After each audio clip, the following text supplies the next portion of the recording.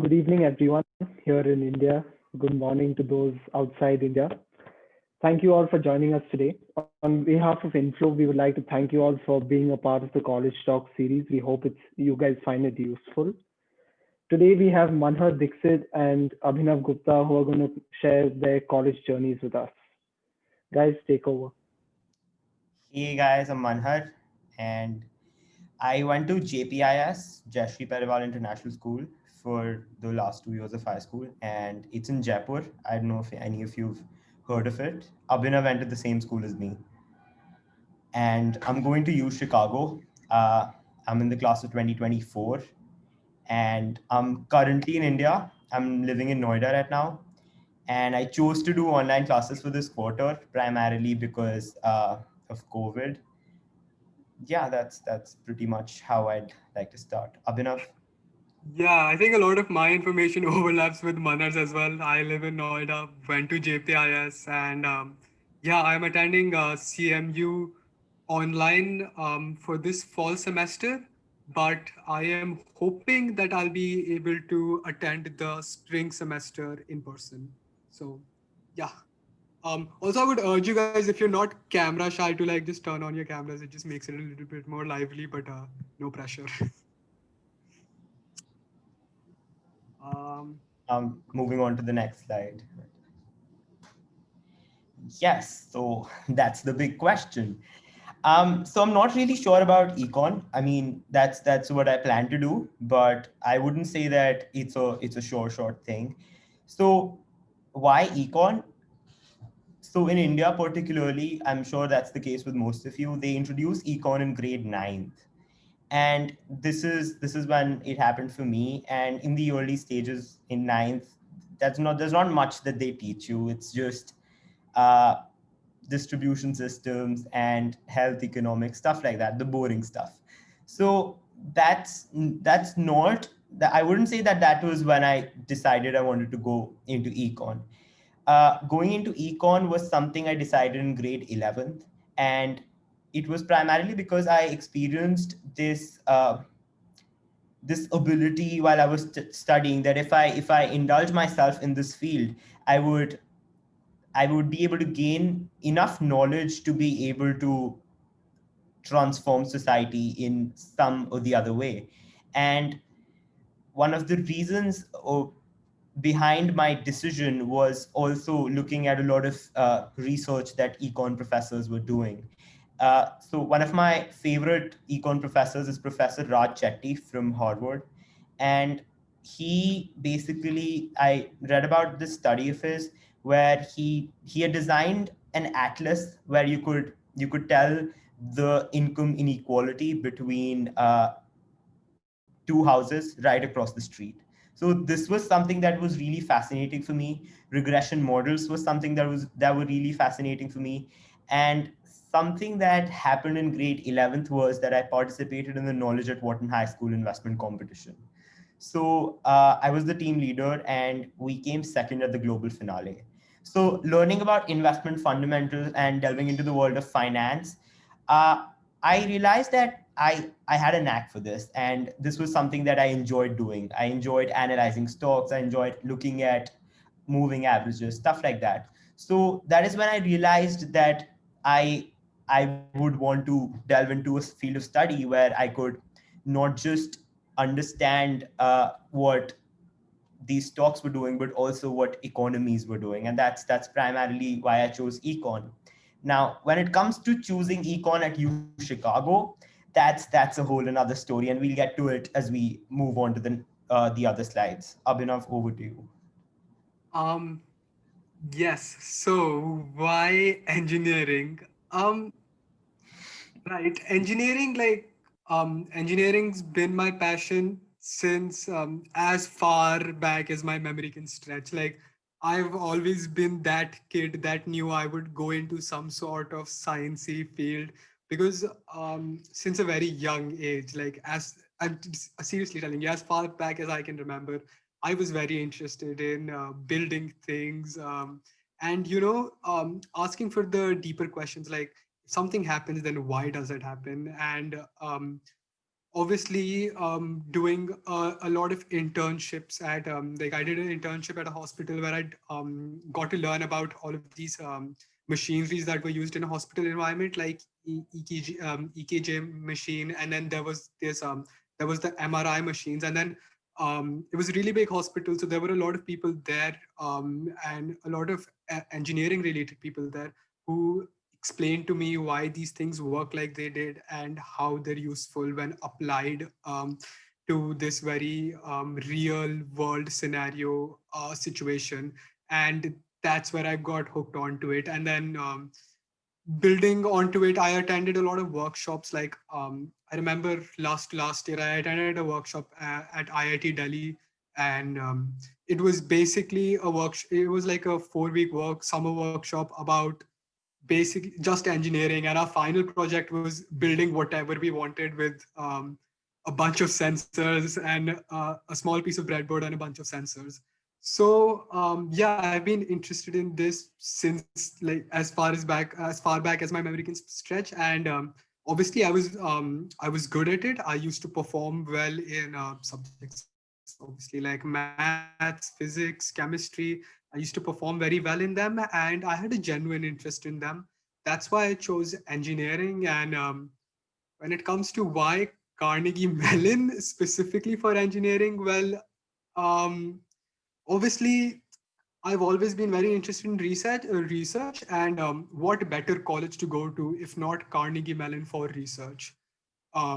Like Carnegie Mellon has one of the most well-funded research programs in all of America. At times, it even outperforms colleges like MIT in terms of their endowment funds for certain research scholarships and things like that.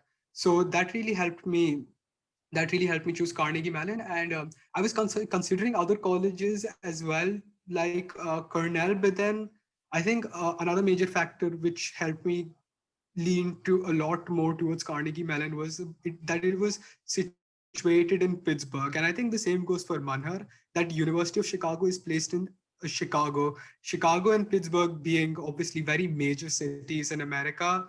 And yeah, so these major cities obviously contain a lot of opportunities for us, like summer internships or future job opportunities. So so that is something that really interested me. And I see a question in the chat. Abhinav, what is something you found out about engineering that surprised me? Huh. Let's see. I think what surprised me about engineering was like, I thought engineering was just going to be about like, right now the classes I was taking, I thought it was just supposed to be about applied sciences, like how you can apply this physics or whatever. But mostly the first year classes I've been taking right now, two of them are like into very pure proof-based mathematics. So I think like seeing where the foundation for engineering comes from, I think that was very surprising to me. And taking these classes for during college have been a very engaging experience. And I think these are like one of my favorite classes. And yeah, so getting back to why Carnegie Mellon, obviously the rankings also helped me a little bit when choosing Carnegie Mellon.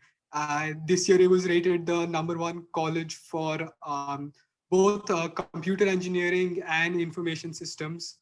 So yeah, that really helps. Obviously, being a great college, having a great research fund, and obviously being situated in a city like Pittsburgh really helped me choose Carnegie Mellon. So yeah, that's why Carnegie Mellon. And I think that's enough with the bragging, Abhinav.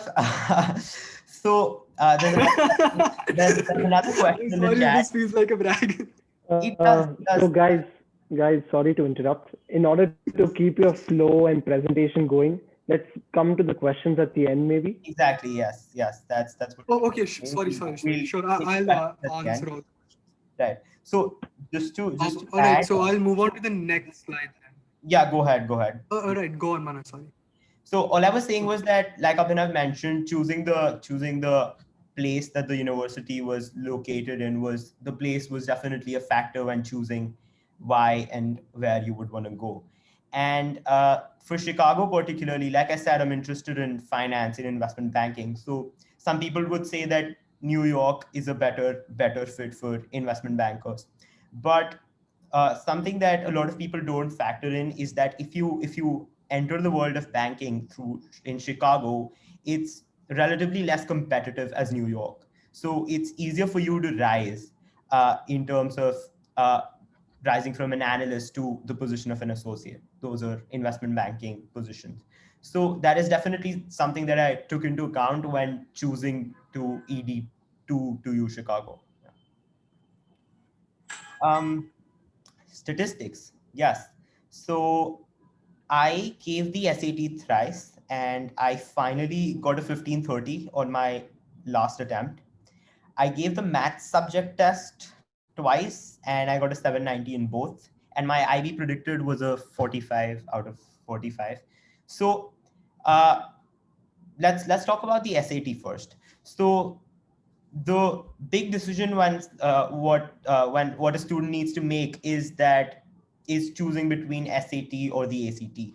So how I did this was I knew that I wasn't good with uh, a very time constrained environment. I knew that I couldn't read as fast as some of my peers. So the ACT was not the right fit for me. So I stuck to the SAT from the very beginning. I got a 1440 on my first attempt. I gave it again. I got a 1460. Now that was a huge disappointment for me. And what I realized was that the mistake I made was not having analyzed not having evaluated my practice properly. So this was something that my seniors and a lot of people told me in the beginning was that practice as much as you can. But what they forgot to tell me was evaluate twice as much as you practice.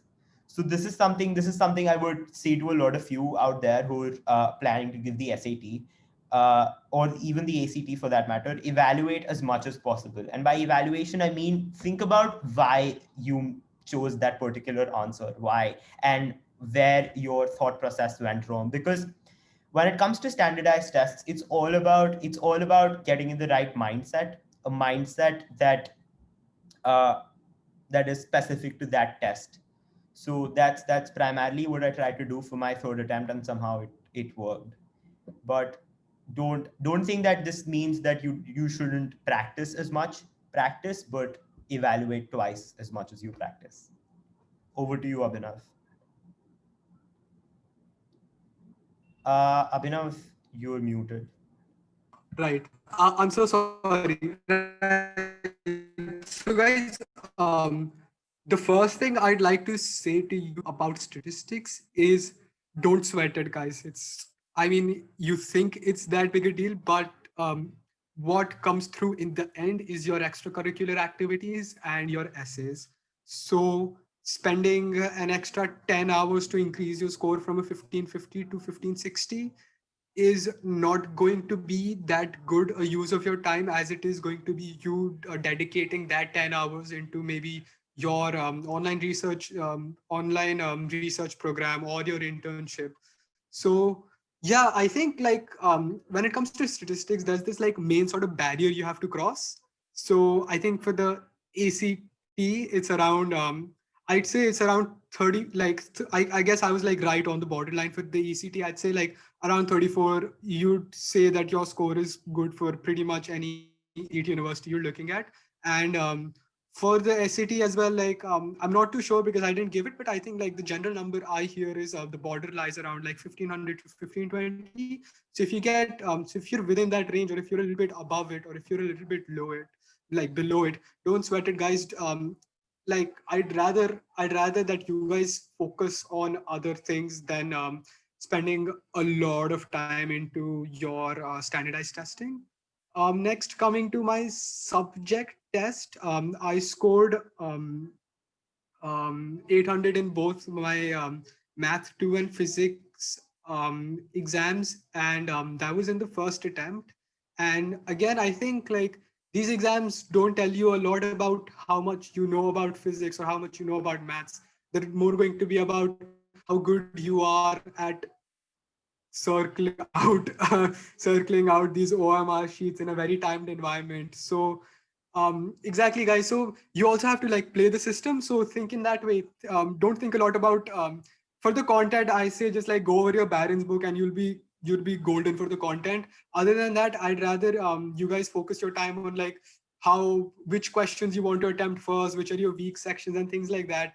And yeah, I'd say like generally don't sweat it too much. And if you're for your IB predicted or whatever, like your CBSE predicted grade, as long as you're a good student, I think your school can you can negotiate a pretty good score with your school.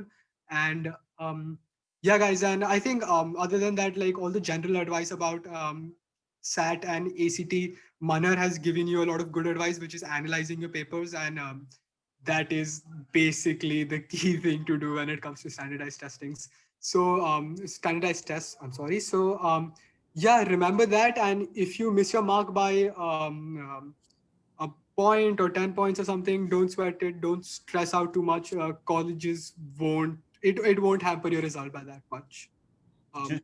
Just to add to that, like Abhinav said, don't feel intimidated at all, because so I even though I submitted my SAT score to UChicago, and UChicago has been test optional for a long time now, so I submitted my SAT score, and something that the admissions officer told the counselor at my school after I was admitted was that Manhar was almost rejected because of his SAT score. Right. And, and the reason she said this was that this year, particularly, UChicago rejected 74 people with a 1600 and 48 people with a perfect 36 on the ACT. So now, the reason I'm telling you is that scores aren't everything. And for like a university like UChicago, I mean, that's what I can talk about. If you're good at academics, generally good at academics, that would definitely translate to your predicted grades.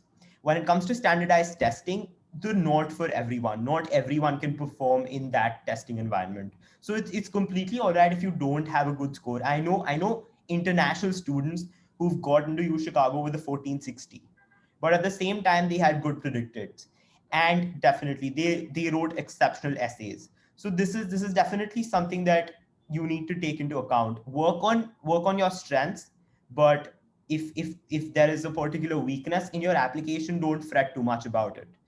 uh, Another thing that the admissions officer told my counselor was that I was primarily accepted because of my YU Chicago supplement. So just don't take essays for granted. They're everything. If three aspects in your application aren't that good, you can make up for them through your essays. That's all I have to say. Abhinav? Yeah, so I think that's all Manar and I have to say about standardized testing and our scores. So let's move on to the next slide.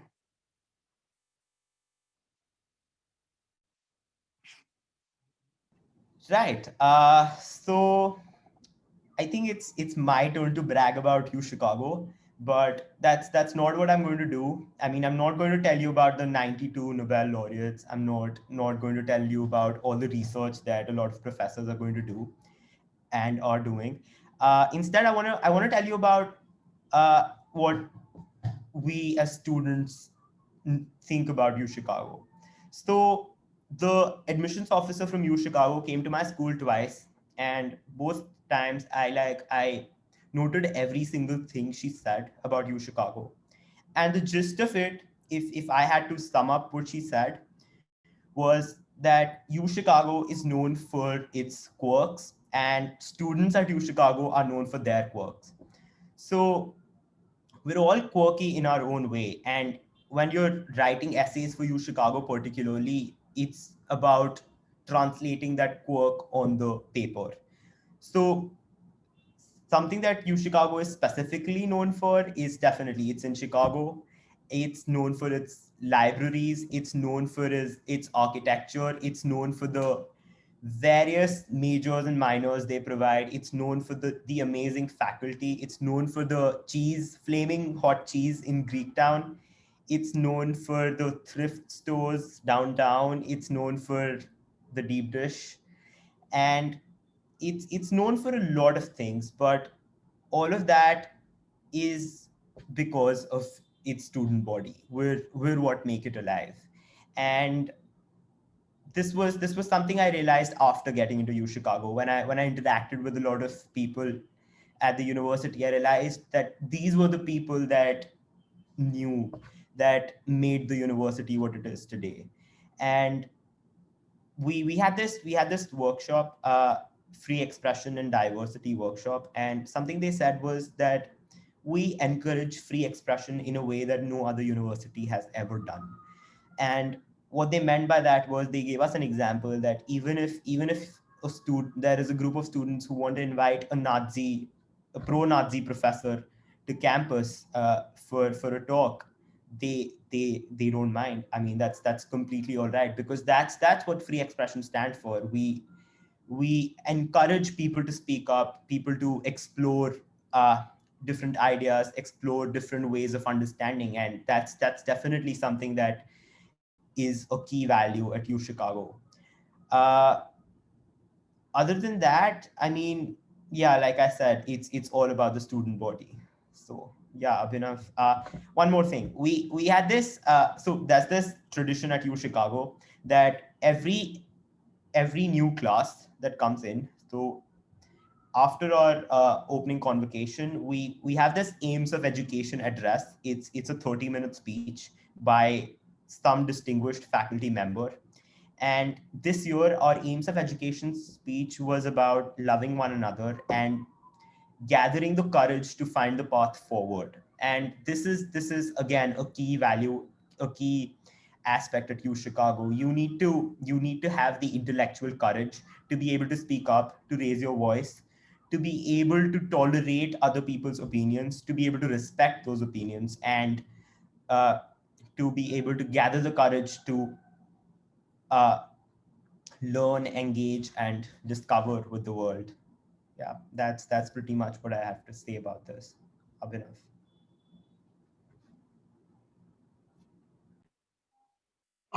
Right. Okay. So getting to what Carnegie Mellon University is known for. Well, I'll talk about like one of my first encounters with a CMU alumni, or rather a person who's right now actually attending CMU, and he's like a couple of years seniors to me.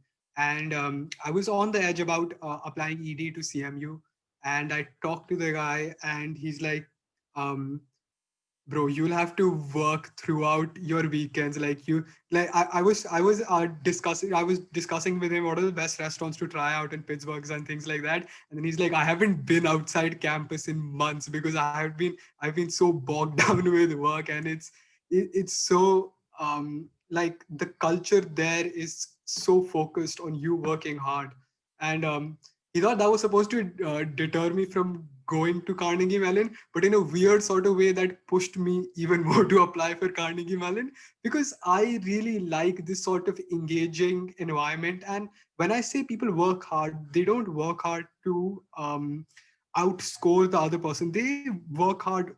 It's a it's a very collaborative environment, yet it is very, very hardworking. Like our motto literally is my heart is in the work. So I think that's something I focused on in my why Carnegie Mellon essay as well, about how I think um, working hard is obviously what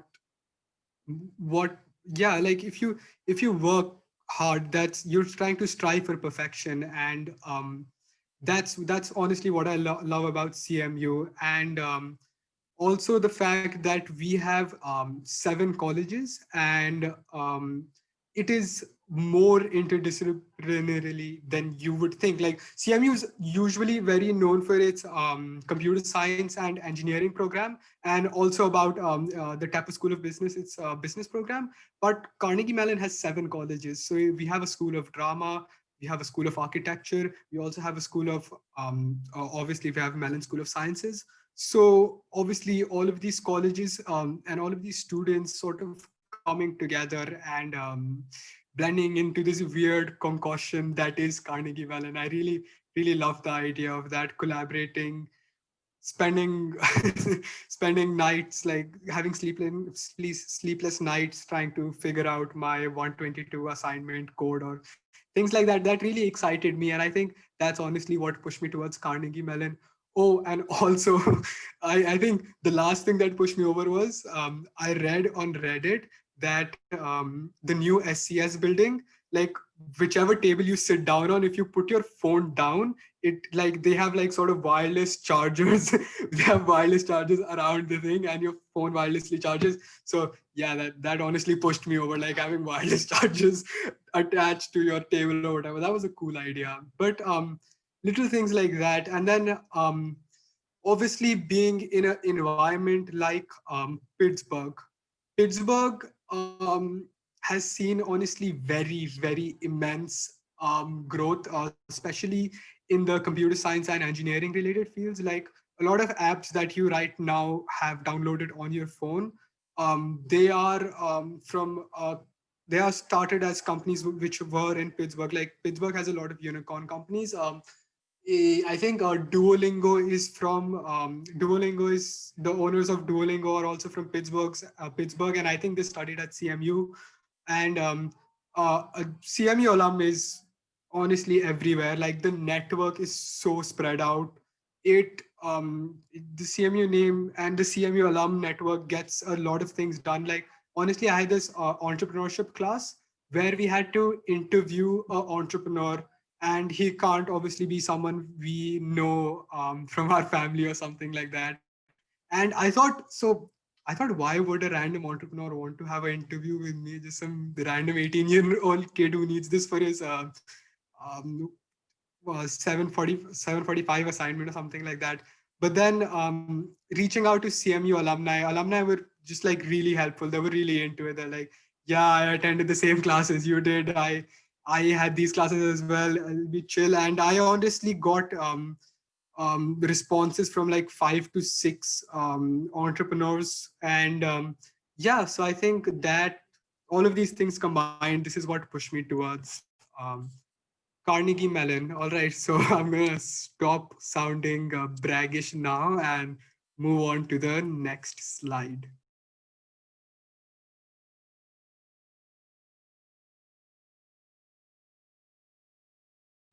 Right. So where do I begin? So before going to JPIS in grade 11th, I wasn't sure about applying to the States. I was planning to become an IITian, but that did not work out for me because I wasn't that good at physics. So when I went to JPIS, I realized that this was the kind of education that I was looking forward to. I wanted to engage with the world. I wanted to discover as much as possible, and that was primarily one of the reasons behind choosing to go to the States. And once I made that decision, everything was about making that application perfect. And no matter what you do, your application will not be perfect. It What you should do is that it should be perfect to you because it's your application. Give it your 100% and just you it's your thing, it's your story. So tell it like you want to tell it. Don't think about anything else. And that's primarily what my thought process was. And uh, the journey of getting in, I think it begins with your extracurriculars. Then it something that some a shadow that will always an albatross that will always hang around your neck until you're done with it is the standardized testing aspect of it. So for people applying this year, a lot of universities are test optional, so you shouldn't have to worry about that too much. But uh, the standardized tests are certainly another aspect of getting in. Then you have your essays. So for my extracurriculars, I mean, extracurriculars were everything for me. I barely stepped foot in class, and I was always out of class. I was always running around working for the student council. I was always working on my startups. I was always playing drums for the orchestra, preparing for a theater production, stuff like that. So for me, expression was everything, and that is again one thing that I mentioned about you Chicago. Expression is everything. So I love to express myself even today, be it through debating, be it through dramatics, be it through playing drums, anything that comes my way that relates to expressing, I grab it.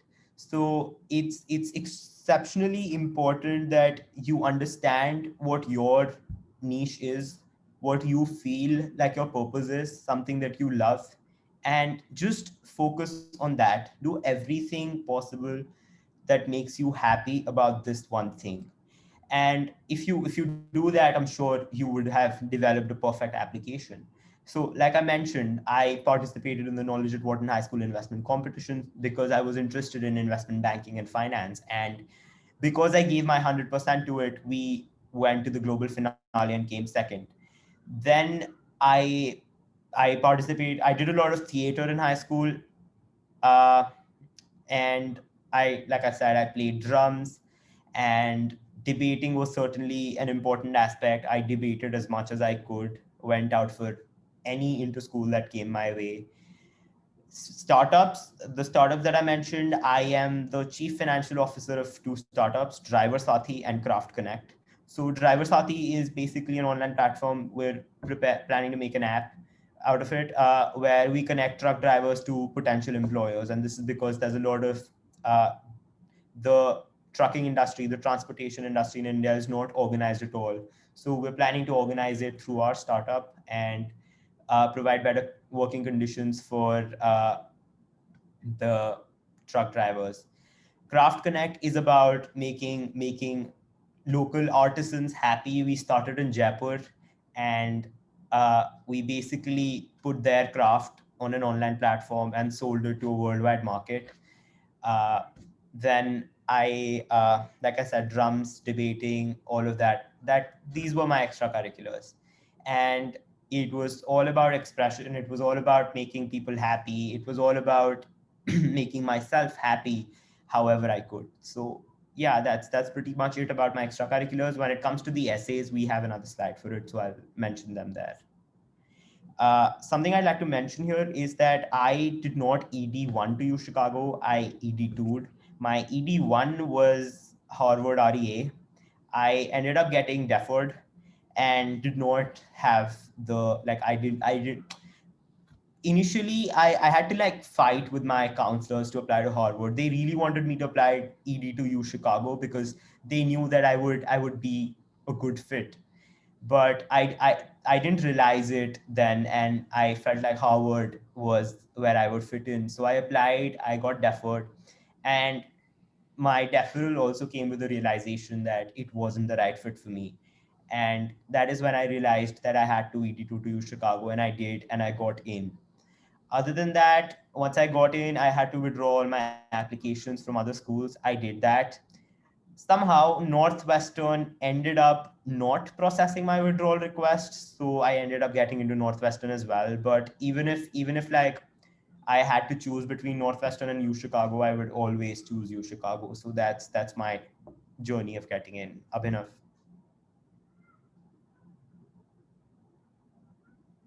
Abhinav. Um, right. Yeah, sorry about that. So our journeys of getting in. Um, so okay, just before I start talking about how I spent my last 3 to 4 years, I would just like to say that your journey is going to be very unique to you.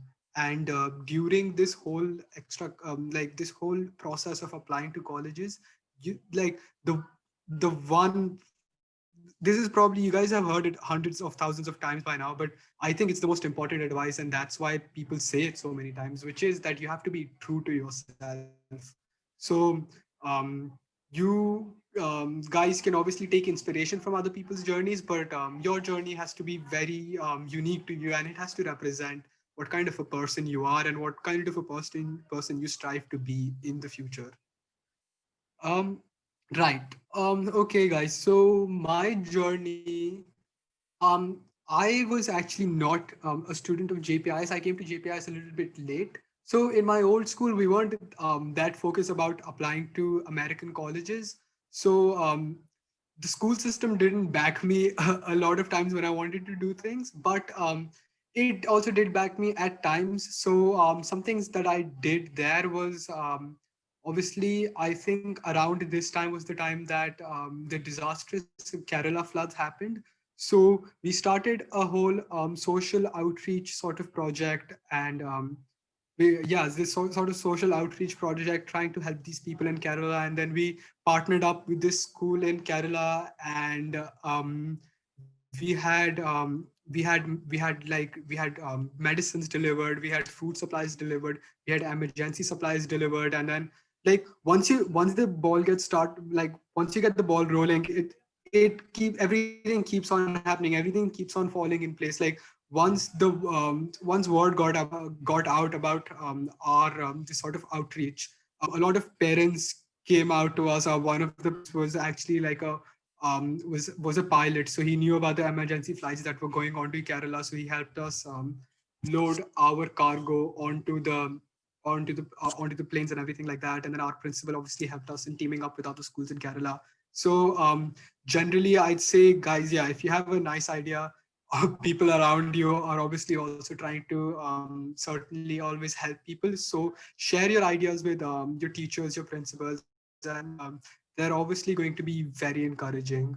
That was this sort of social aspect to my whole application, and that included I was also a part of CraftConnect with Manhar, and I also used to go to this school in Noida and give them maths classes weekly. And I designed this, like, I sort of tried to revamp their curriculum a little bit to fit to fit in with the modern times. And that was like my social aspect to my application. Other than that, there was obviously my internships, which came at like I said, they came at a hospital and another engineering firm. But that there were those, and then I'd say like what I felt like stood out most in my application was my research part. So I co-authored a research paper with Manhar again about it was a mathematical research paper, and we wrote that. And then obviously there was another research paper I wrote, and then there were these like online courses that I did about cryptography, and then there was my IIT summer workshop. So these things sort of helped shape my application, wherein I wanted to create things and engineer things which helped the people around me, because starting these NGOs and connecting with these people made me realize how much they need our help. And I think the best way I could do that was by utilizing some of my talents in the engineering field and applying them as such. So that's where Craft Connect comes in, and that's what I wrote my college essays about as well, about how I just want to use my degree to help the people around me. And I think one last thing that I did that was a part of my journey was me playing squash. And I focused on the fact that I never played squash competitively, because I didn't want to play it competitively, because squash was such a stress buster for me. Like whenever I used to feel like my head was going to explode, I used to go out on the court and play and hang with some of my friends. And like I didn't want to turn it into a competitive thing, because I knew if I started playing it, started if I started playing it competitively, then I would get yeah, I would get too much into it, and maybe I wouldn't start using it as a stress buster, and maybe I would start looking at it as a very competitive thing to add to my application. But I kept it very real. I played it occasionally. Whenever I felt stressed, went onto the court, expressed myself, played with my friends, and that really helped me relax. And yeah, I think you guys should also like remember all the activities that you include in these 10 slots don't have to be the activities you were like placed best in India at or got a certificate for. Just little things. Like I remember when the admissions counselor from UChicago came around, she talked about how helping your parents around the house, or helping your ailing parents or your ailing grandparents, or just doing your bit to with your family, doing your chores, things like that. You could include that in your application if you feel like that are like a big chunk of your personality and represent what you are. So everything doesn't have to be there for namesake. Everything doesn't have to be like a certificate course, or everything that you don't need to have a certificate or a recognition from the MLA or whatever for every activity you do. Some activities you can just include in there, like walking your dog, playing squash. Just be yourself. Honestly, that's all. That's the best advice I can give to you guys. So I think let's move on to the next slide now.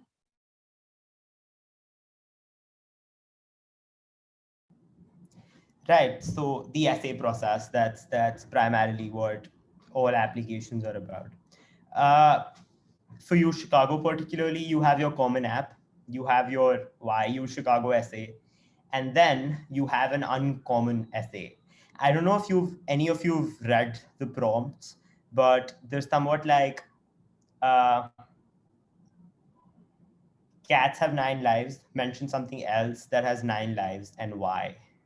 That has multiple lives and why. So we have like random questions. There was one which said, "Where's Waldo?" I mean, I tried writing on that, but it didn't work out. Then my prompt was, if a hot dog is a sandwich, if a cereal is a soup, a dash is a dash. So you had to fill in the dashes and write about that. So the way I filled in the dashes were, are fictional characters human? These fictional characters and human, these were my two dashes. And my essay was about, I wrote about how there are so many characters that I've read about, characters that I have learned from, characters that have somewhat over the years become a part of my personality. Say, for example, there's Mark Antony from Julius Caesar, who is someone I channelize when I go for a debate. So this is what I did. I wrote about different characters and different lessons I learned from them, and how this made me the many-faced Manhar. So that's primarily what my essay was about, how I faced a lot of challenges and how my characters helped me overcome those challenges, how I gave my flesh and bone to these fictional characters, and how I made them human through me. So this was what my essay was about. And uh, I mean, I think they liked it because that's why I got in. When it comes to my why you Chicago essay, I used a Marvel analogy, an MCU analogy, and this might sound kiddish, but it's actually not. It was so much fun talking about Marvel. So we have a U Chicago ID card that takes you everywhere. If you want to enter the library, if you want to enter the dining hall, if you want to enter the residential halls, you use that ID card. So I said that this card would be my sling ring from Doctor Strange, and how different aspects at U Chicago were aspects from different Marvel characters. So that's how I planned my essay. That's how I wrote it. I wrote about how I would use the time stone to go into the future and see what my 4 years at U Chicago would look like. And then how much like in Avengers, there were more than 14 million possibilities. And how these possibilities are what excite me about you Chicago, and then that analogy, that Marvel analogy, carry forwards.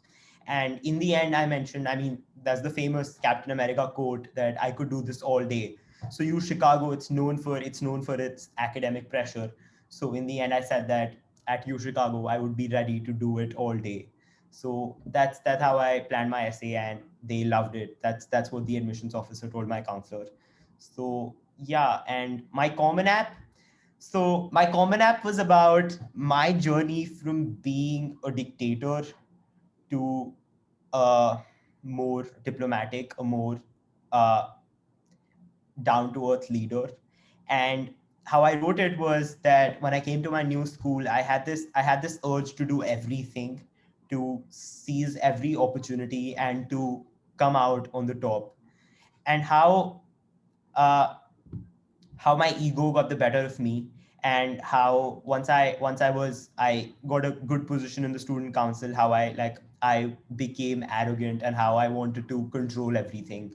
But when I participated in the Knowledge Important High School Investment Competition, and when I became the team leader, how I realized that this approach would not work anymore, because we were at the verge, my team was at the verge of breaking down. And then that is when I changed things. I became a servant leader. That's a term, that's a thing. It's when you like to listen to your teammates and you're not like a dictator. So that's the approach I took. And uh, how that changed things for me was that I realized, and this lesson of changing my leadership style was something I learned from uh, my TEDx event. So I was the host and the finance head for the TEDx Youth at JPIS that we host every year. So that is when I learned that uh, we had this game that we did in the breakout rooms in for TEDx. And what happened there was there was this team, and they were I mean, they were not experienced at all with that particular game, yet they came out on top, and that was because they were working together. So that's when I learned that if my KWHS team started sharing their vulnerabilities with each other, started learning from each other, we could come out on top. And that's what happened. That's when I changed my leadership style, and that's when we won the competition. So that's all my common app was about, and how that changed things for me at CraftConnect, at Driversati, at other aspects of my life. Yeah. So those were my essays. My advice to you is just put your story out on the paper. No matter what your story is, what it sounds like, just put it out on the paper, because the essays are the way for them to truly see you, for them to truly understand you. So just make sure you keep that in mind. Over to you, Abhinav.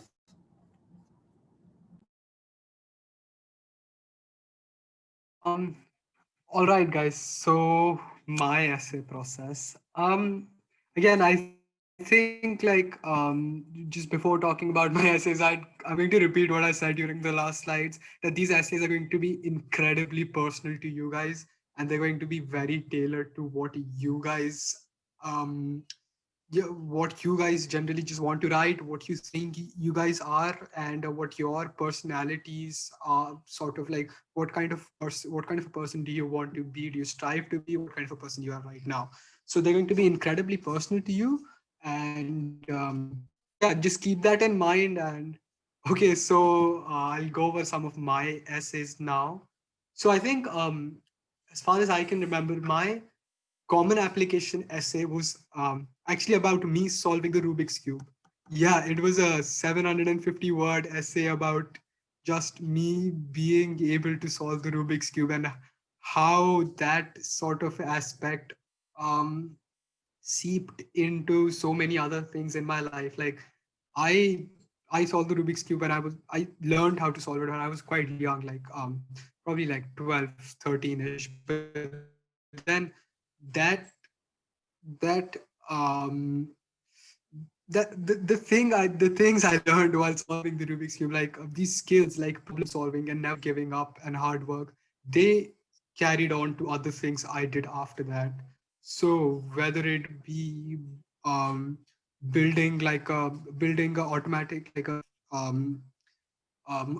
automatic walking stick, or just coding things in general. Whenever I would like give up, I used to take myself back to that time, to like me being so young on 12 years old, and then searching all these YouTube tutorials how to solve the Rubik's Cube, and then not arriving at the right answer, and then somehow, and then I used to write down these algorithms on like a tiny sheet of paper and carry it around everywhere with me. And yeah, like that was honestly a phase of my life. Like I think 4 to 5 months of my life honestly just revolved around me solving the Rubik's cube. And even though I don't do it as much as I don't do it as much as I used to do it when I was 12, but I think that really helped that shaped a lot of things that I do now, and the sort of commitment and dedication I put into things. And yeah, that stems from my problem solving skills which I encountered while doing the Rubik's Cube first. And other than that, I think my Carnegie Mellon essay was um, my why Carnegie Mellon essay was a squash metaphor actually. I talked about how I talked about how the 4 years at Carnegie Mellon would be like me being on a squash court, trying to express myself, trying to outplay the other person, but then also just being in it for the love of the game. And yeah, and I sort of shaped my essay about how like I used the squash court as a metaphor of my 4 years at Carnegie Mellon, about how I would like go around the court, discover new subjects, like take a class in drama, take a class in entrepreneurship, have pick up a minor in business. But then in the end, I would always return back to the back to the center, which is my love and my passion, which is engineering, and how I would try to combine all these other skills with engineering. So I think that was one of my main focuses with my why Carnegie Mellon essays. And yeah, I think with um, with the essays, like I think generally like a good tip you can see is find is like you can find like a common metaphor and you can use it for a lot of essays. Like I use this squash metaphor for like three of like I think four other essays as well. Like I used it for my Georgia Tech essays, for my Princeton supplements, and for my UIUC supplements. So like yeah, if you guys just like in the start, it might seem daunting writing so many supplements, having this 750 word common app essay lingering over your head. Um, don't stress it again. Just if once you get down to writing it, you'll have someone, if even if you don't have someone to help you, or you just get down to writing it. First of all, don't worry about how many words you're writing, don't worry about the quality of your content. Just write whatever you feel like writing, and then after that you take like 2 weeks to sort of refine that and fine tune that into being the perfect version of that essay. So I think, yeah, the main thing, like one big advice I'll give you is just never stop writing. Don't think too much. Whatever you're thinking, if you're thinking something, just write it down. Basically, that's it. Even if you have an idea, write it down, because people tend to forget things. And in this case, you really don't want to forget your essay ideas. So whatever you're thinking, write it down and write a lot of it. Another thing about the essay process is when you're writing college specific supplements, you want to be very specific to the college. So you need to have your research in order. Like your research needs to be A1. When I was researching about even when I was researching about UIUC or Georgia Tech or Carnegie Mellon, I I could like I still remember each and every like tab on the Georgia Tech website, and which web page that tab led to, and like how their wait. Yeah, their mechanical engineering course was shaped around this sort of interdisciplinary thing where you could dive into one specific realm of engineering. So yeah, be very specific. Ask your seniors for help, and other people, even if they're not your seniors, even if you don't know them, just like message people, because like this is one thing I say a lot. People generally tend to be nice. So if you try to reach out, like if someone reached out to me and if I didn't know them, I would probably help them. So yeah, don't be too shy. Reach out to people. Oh, one last thing, you guys should definitely do, whichever college you're applying to or trying to get into, follow them on every single social media platform you can. Facebook, Instagram. I don't know if they have a Google Plus account. Follow them on Google Plus. Vibe with their professors on LinkedIn. Do whatever you can to connect with the college as much as you can, because the more information you have, the more information you have, first of all, the better you'll know if you're a good fit for the college. The second thing is you'll have more information when you're writing your why college supplements. So yeah, the more information, the more specific information, the better, and that's going to help you get into the college of your dreams. Just sorry, I am stretching this way too far, but like I recall this just now. I remember one of our seniors coming back to us, and he talked about how he got into University of Pennsylvania, and he got into the M&T program. And he said that the main reason he got in was about how he wrote um, his University of Pennsylvania supplement about. It was about so the M&T program, they were sort of like restructuring their whole program for the next 2 years, and he got to know that information from one of his seniors, and no one else in his batch who was applying to University of UPenn no one else knew about this. Only he knew about this, and he modeled his whole essay about how this new sort of curriculum is going to fit in very well with him, and he reckons that that is what really helped him get into college. So be as specific as you can, do your due diligence, be as researchful as you can, and most of all, guys, be um, all right. So I think the last thing we have to do now is jump into the Q&A. So I might have to leave in a minute because I have a prior commitment at 8:30. But then I'll that's answer as many questions. Okay, so guys, we actually don't have too many questions. Right. Um, so let's just dive right in. right. Okay. So how Maybe about okay, I'll maybe just we quickly have okay, so we have maybe 5-10 minutes worth of questions max. Right. Go ahead. Go ahead. Okay. yeah, okay. So So now, so Abhinav, because now even Manhar has a commitment, we'll just go through all the questions sure, sure, simultaneously. sure. Yeah, So, sounds good. so we're gonna have to do this eco-specific, engineering, and this one question, and in general. So we'll start with engineering. So considering it's a very popular field and a lot of Indians are applying for engineering, is it better to apply undecided or engineering? Um, I think that really depends on what your application is, because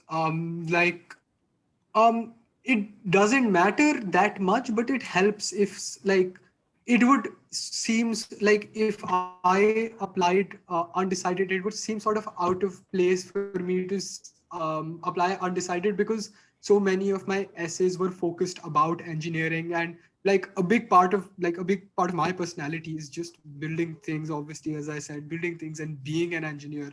So I think don't fret too much about, don't get into the technicalities. Like I've seen sometimes people talk about the technicalities, how they'll apply to MIT for some niche, very like political science major, and then tune their whole application around that, and then go there and try and transfer into their computer science program or whatever. I'd say, um, I mean, like, it's your choice. You can give it a shot, but I wouldn't go that route. I would rather you be true to yourself and just apply for whatever you feel like, whatever you best fit in. And if you feel like you're really not vibing with any of those subjects, then sure, go with undecided. But yeah, like I think that's generally the thing. If you feel like you make a good engineer, then go for engineering. If not, then you can go for undecided. And I can definitely say that applying as undecided is not going to like negatively impact your application as such. So it's really your choice and whatever you feel like you fit into. Okay, the same for eco, and it can be generalized to Manhar's opinion now. Right. So, I mean, for econ specifically, there's nothing wrong with applying undecided. If if you're not sure about what you want to do, apply undecided. It doesn't matter. For the states particularly, I mean, they give you a lot of leeway for in terms of being able to change your major. So if you're it you need to look at how you've developed your application. If you've developed your application catering to one particular major, say for example, my application, I would say my application was quite well rounded. However, I had a very specific niche for econ and finance. So I knew that that's what I wanted to do. So I applied for that. But if you're undecided, then apply for that. It is not going to harm your application in any way. Okay, so the next question is regarding research papers. Do they need to be related to the topic or subject you are applying for, or could it be any? Guys, I'd say like the bar they set for research papers you guys are writing when you're like 16, 17 years old is not very high, honestly. So you can pretty much write about whatever you want. You can research about whatever you want, but I mean, I would personally recommend that you write about an area of study. If you've like mentioned that this is what you want to major in, if you've decided, and if you've mentioned it in your application, then it's recommended that you write a research paper in that particular field, because that showcases that that basically showcases to the admissions officer that this you're really serious about studying this particular field. It showcases intellectual courage. So I mean, that is what I would recommend. But if there is generally something that you're interested about and I want to research in, but it's not your field of study, then I mean, go ahead. Why not? It's yeah, not. guys, also just like the last thing I'm adding to that is like the research you're expected to do is not supposed to be like groundbreaking, earth-shattering research. Like you're not supposed to get published in like Science Journal Weekly or something like that. Your research is supposed to be very ground level, and it's supposed to be like if you're doing the IBs, like if you're doing the IB, then like your physics IA or your chem IA, that suffices as a research paper for your like that's the level at which your research paper needs to be. So it's not that high. It doesn't need to be like some professional research that you conduct at some college. It can be very general, something that you just like. Manhar and I wrote our math research paper while we were like sitting in our hostel room. So it doesn't have to be very focused, specified, and you don't have to consult a professor or anything. You can just, if you like something, do some research about it, find a problem, and write 10 to 12 pages about it. And yeah. Guys, I'm going to have to leave. My teaching assistant will kill me if I'm this late. So I think Abhinav will be able to answer all of your questions. If Yeah, there is I think. if there is anything that you want to ask me specifically, you can text me on Instagram. It's manhar_9. Bye, guys. Okay, so we actually had a question specific to Manhar, but we'll skip that then. Mhm. The next question is, does it matter what APs and subject sets you do? Is it Um, regardless to which field you study? Subject tests, yes, definitely, because like generally the status quo is almost everyone. If you're applying for economics, if you're applying for engineer, everyone gives math too. And if you're applying for engineering or computer science specifically, then you probably want to give physics as well. And for economics, if you want to like add a little boost to your math two score, you could go for something like English literature or history, but those are very difficult to score, and so it's not a big deal if you don't have those as well. But I'd say subject ICTs should probably be focused because like subject ICTs you'll only give like one or two of them, right? So they should probably be focused to what the major you're going to select in. But your APs, like okay, AP, either you are doing APs in like all of your 11th 12th, which means like you're doing like 8 to 12 APs in total, or you're talking about doing APs adding on to you doing something like a ICSE or a CBSE board. So if you're talking about APs as like an add-on where you only give like 2-3 extra APs added to you like your CBSE or ICSE thing, then I'd say again definitely yeah, tailor it to your major or your interest. So people I know, they gave for the College of Engineering, I know people who gave physics, they gave CS, and they gave math.